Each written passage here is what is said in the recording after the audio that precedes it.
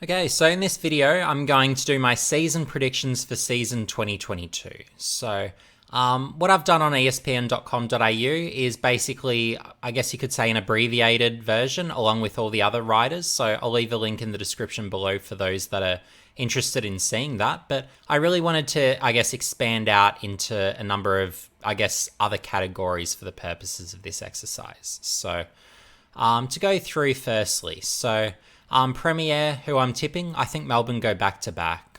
Just how good and dominant they look through the midfield, with not only Gawn being so dominant and then Jackson looking so good through there, but when you've got the likes of Petrarca, Oliver, they're just absolutely incredible, Melbourne. So, and they're just really, I guess, without any major holes, where you've got the buy-in as a team, where they execute the game plan, they just work together as a team. So you've got all those components there, but then you look at them across all the lines. They've got the midfield where you've got the contested ball winners, you've got the pressure through there.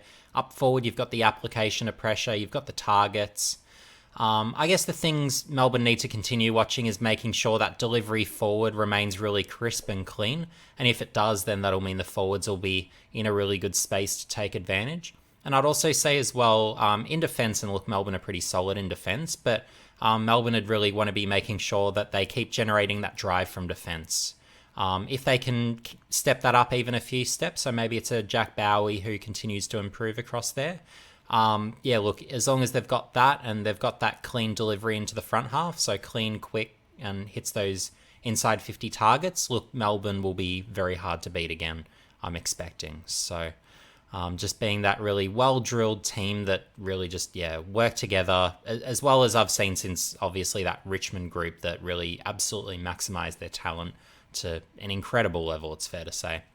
Runner-up, look, the Dogs, I think, could be runner-up again, and I know it's a pretty sort of easy way to go to say that, but again, just their midfield is just that incredible. So, look, it's hard to, I guess, pass on the Dogs, and when you've still got the likes of Bont, McRae through there, Libber is a contested beast, they're still going to be hard to beat. You've got Dunkley, you've got Treloar, you've just got so much star power through there, and with that much star power, look, they're going to be hard to beat, ultimately.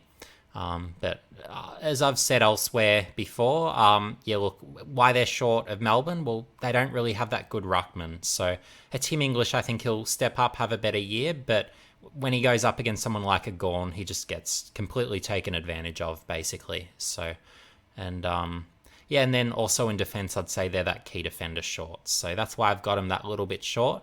But look, the likes of Port Adelaide with Butters, I think, who's going to break out and have really almost enter that sort of Petrarca Bont sort of category. Look, I think they'll be very hard to beat and well and truly in that mix. And then Brisbane as well, with a, I guess, better looking Neil this year. I think Berry's going to improve this year. So you've really got a group of contenders there. But look, if I have to pick, I'm going Melbourne Premier, Bulldogs runner-up again. I just think they're probably those two narrowly best teams. So big riser, I've gone Richmond on the basis that they're the one team outside the top 8 that I think breaks in. So look, given that, it's a pretty easy call. And look, they've still got the talent and they've still got really the group that have really played together enough for a long enough time where there's really no reason that they shouldn't be one of the more competitive teams. So I don't have Richmond as a top 4 team, but I think they're presumably a top 8 side, I'd be expecting. So maybe it's a 7, maybe it's an 8. We'll have to see there. But so I'm not expecting any radical improvement, but I think certainly it'll be an incremental improvement, particularly with Bolter as a forward. I think that's really going to help. And then you've got Robbie Tarrant down back, who is another sort of good help. And Josh Gibcus, look, maybe he can play a role and be adequate back there this year, which is obviously a win for a first-year key defender. Biggest slider, I'm predicting West Coast, and I think this will be really quite a sharp slide, is my prediction. So it's just a case of you've got an aging group that lacks in the way of good youth, and injuries and age are really sort of starting to add up with them. And to open the season, it looks like they're really going to have to call upon players that really shouldn't have to be best 22 players. So as your late call-ups through the preseason supplemental period. So look, I'm not at all optimistic about West Coast season ahead.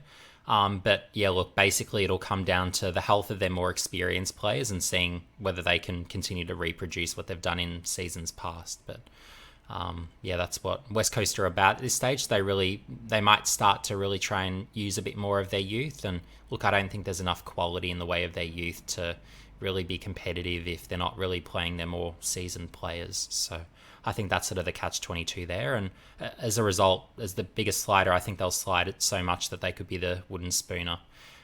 Maybe with Jack Darling coming back this season, which is fortunate for West Coast. Look, maybe they slightly do better than this, but yeah, look, if they don't win the wooden spoon, I don't think they'll be far off that. So if a West Coast finish a bit better, maybe it's a Collingwood for wooden spoon. We'll have to see. Brownlow medal, there are a few that tempted me. Zach Butters, I was really tempted to select here, where I think he'll have a terrific season and, as I've said before, break into that sort of Bont Petrarca sort of category. But look, given you've got Ollie Wines, who won last year, he'll take some votes off him. For St Kilda, I'm not sure who takes the votes off Jack Stevens. So, Jack Steele. So on that basis, I think probably Steele is that more probable of the Brownlow winners. And it typically also seems to be after guys have had a really good season, then they tend the next year to be recognised and get more votes. That's why I don't think a Butters will necessarily win it this year versus Steele, who's a bit more established, a bit more known. I think he'll really sort of start clocking up those votes. So, yeah, probably Jack Steele for me. Coleman medal, so I've got another Saint. So Saints fans have a reason for optimism. So Max King. So it's his 4th year now. 4th years typically are the breakout years for the great key forwards. So yeah, watch out for a big year from Max King. I think is going to be absolutely terrific and dominant to say the least. And I think also the addition of Jack Hayes as well as that sort of, I guess, extra key forward who can be that relieving ruck. I think that might take a little bit of pressure off a Max King. Not that he's necessarily going to be a dominant player himself, but I think he'll possibly do enough where he can be at least enough of a decoy to take enough pressure off Max King to allow him to really have a good year and put up big numbers this year. Rising star, Jason Horne-Francis. It's a 1A, 1B scenario. Is it Horne-Francis? Is it Daicos? Yeah, the betting agencies seem to like Daicos, so obviously a lot of Collingwood fans are putting money on Daicos. And look, I think he'll be finding more of the ball, but with a Horne-Francis, it's just you get a bit more impact per possession, you'll get more scoreboard impact. It'll be probably a 70-30 forward to mid split, so and I think is just going to be exceptional. So Horne-Francis and Daicos, I've mentioned it before and I'll say it again. I think they're both respectively going to establish themselves as top 5 players on their lists this year. So that's my level of expectation of both of them, and I would be quite surprised, honestly, if they fall short of that, or if so, certainly I don't see them falling far short of that. I think they're really on that level already. So watch out for those two guys particularly, but yeah, tough call. You can go either way with them. Biggest retirement this year, so I'm going probably Joel Selwood. So I think with a Geelong where if they miss the top 8 this year, look, I think they'll probably be looking to go a bit younger, so that might see the end of a Joel Selwood. So fingers crossed for Geelong they can remain competitive and they don't have to retire him. But yeah, look, I think they'll probably be looking probably after this year to introduce a bit more speed into that midfield. So, and probably make some sort of game plan changes if they don't already this year. So that's something to watch out for anyway. But you never know with retirements who it's going to be, basically. But I think with maybe a Buddy and a Scott Pendlebury, maybe they go for another year after this. So yeah, and then recruit of the year. So I'm going Jordan Dawson. So Adelaide, of course, they managed to get Dawson for a bargain. And really it's just a case of they had the leverage on that deal. But yeah, I think Dawson will just really pick up where he left off last year and really produce a really high standard of football this year. So yeah, I think he'll be an exceptional get. And there'll be others in this conversation as well that are going to have terrific years. Lipinski for Collingwood, top of mind is another where I think he's going to have a really good year. So I think there'll be a few that, at least through that sort of trade and free agency period, I think will really sort of reward their new teams quite significantly.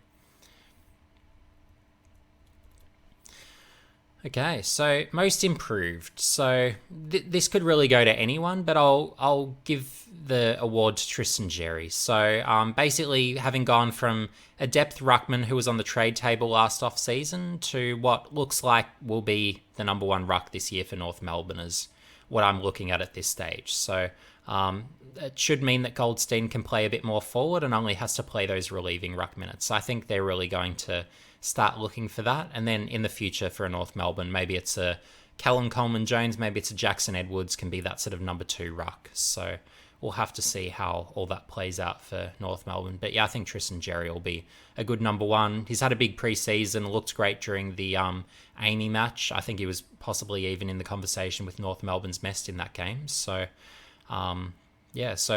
definitely watch out for him, and fingers crossed for him he can hold down that number one ruck spot, because if he does, he'll be one of those certainly in the conversation for most improved. If not, he could be that number one most improved. Most likely to return to their best, so Stephen Coniglio. So after a couple of years of not really looking like himself, he's back. So watching him through the AAMI, absolutely fantastic for GWS. So yep, he's back. I'm here to announce it. He's going to have a good season. So he's going to be a really good midfielder again. And yeah, a real asset for the Giants through there, it's fair to say. Surprise All-Australian. Depends on how you rated him. But Matt Rowell for me is, I guess, that surprise All-Australian. So, and look, I think he'll probably be good for something like maybe it's 16 contested possessions a game. So when you're getting into that category, hey, you're having a really, really good season. So, but yeah, I think he'll be that number one contested ball winner for the Suns. So I think he's really going to be very important and very influential through there. And really, I guess, enable Gold Coast to be one of the, I guess, teams that isn't quite down the bottom at least, and really sort of outperform what probably a few people would be expecting would be a really sort of close to the bottom finish. So watch out for Rowell this year. He's looking really healthy. And again, through that AAMI match, he was clearly back. Led the whole match for contested possessions and clearances. So, they're the sort of things you're looking for Rowell. So he's a real game changer and real influencer through there. The player who could join the competition's uber elite. So, I think Zach Butters, I've said it before, but again, I think he's going to join that Petrarca-Bont conversation. So watch out for him. He's obviously not that physical size, he's not that tall, but he's just one of those guys where he's just got football talent. So, and now that he's playing that regular midfield role, it's just a case of as long as he stays injury-free, this guy is going to be an absolute machine. So, and for those that are looking for a bit of an early spoiler for whenever I decide to do a 2018 redo of that draft, if I'm doing it today at least, I'm going Zach Butters as that number one player from that draft. So you heard it here first. Big call for the year. So this one I had on ESPN as one of the questions they asked. And for me, the answer was a simple one. And it's one that I can't imagine anyone else would be making. Hence, it's here. So Noah Bolter to take the keys from Dustin Martin and become Richmond's new franchise player. So I think that highly of Noah Bolter that I think he can legitimately do that this year. So with a Dusty, I think he'll be sort of incrementally declining. And look, we saw a bit of that last year anyway, but with a Bolter, just seeing what he was doing up forward, it's just, as I've described on Twitter, it's Tony Lockett-esque how he creates separation on the lead. And we've seen it before from Bolter, and I've certainly seen it through the juniors, but look, this man is unstoppable, and I think he goes past both Tom Lynch and Jack Riewoldt as that number one key forward for Richmond. So, look, you could even call him the most improved. It really just depends on where you define where they were at previously, but look, I had a lot of respect for Bolter as to how good he already was as a key defender. So it's more just a positional shift where you're just going to see a different type of influence from him, really. So that's the thing to watch out for there. But look, this is what Richmond fans have to get excited about for this year. So let me know in the comment section below, what are your season predictions? I'd be interested to know what you guys come up with at home. But anyway, if you enjoyed this video, make sure you like, subscribe, and hit the notification bell for future updates, and I'll see you in the next video.